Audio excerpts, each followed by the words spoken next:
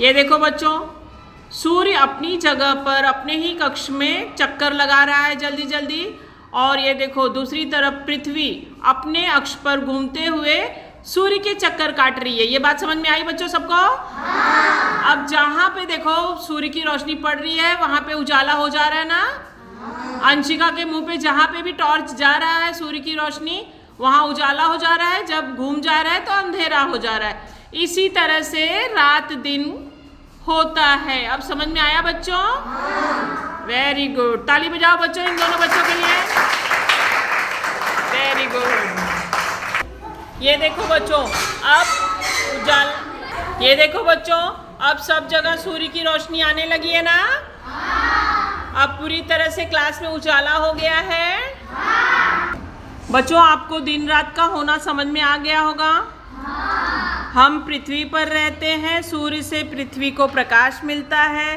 पृथ्वी का आकार किसी बेहदाकार गेंद जैसा गोलाकार होता है, मतलब एकदम पृथ्वी का आकार गोल होता है और बड़ा होता है। इसलिए सूर्य का प्रकाश पृथ्वी पर सर्वत्र नहीं पहुंचता। यहाँ पर देखो बच्चों, दो तरह का चित्र दिया गया है, एक सूर्योदय का, एक सूर्यास्त का। मतलब सूर्य नहीं है तो रात हो जा रही है, जहाँ पे सूर्य उदय हो रहे हैं वहाँ पे उजाला हो जा रहा है।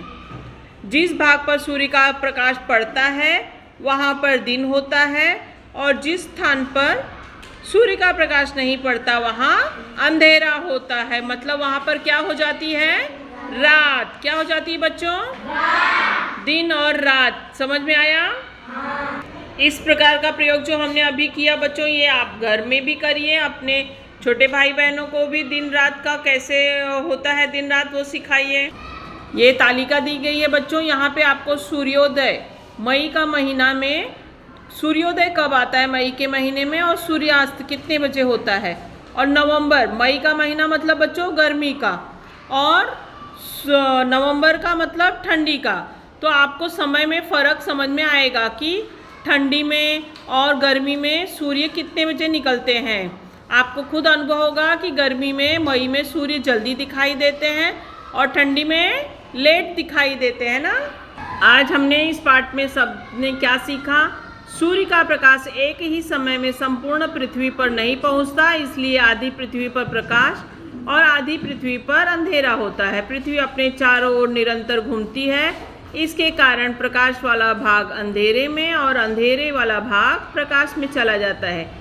इसलिए पृथ्वी पर क्रमशः दिन और रात होते हैं। दिन के 24 घंटों में 12 घंटों का